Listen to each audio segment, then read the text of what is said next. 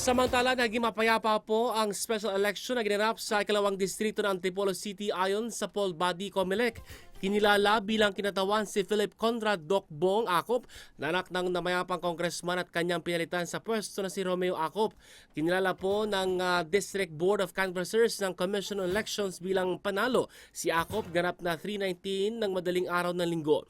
Aabot sa lagpas 60,000 ang bumoto kay Acop, kasunod niya ang kanyang kalaban na si Reden Liaga na nakakuha ng 12,054 votes. Pangatlo si Paulo Tapales sa may 10,080 votes, Nathaniel Lobigas sa may 754 votes, Dandin Infante 412 votes at Maria Trinidad Cafirma na may 199 votes.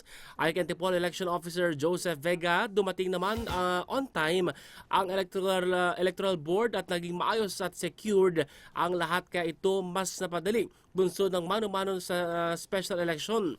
Ayon po kay COMELEC Commissioner Attorney o COMELEC Chairman Attorney George Erwin Garcia, ang special election na naganap sa maikling oras na preparasyon ay isang valid na eleksyon hanggat walang nangyaring pandaraya, terorismo o gulo.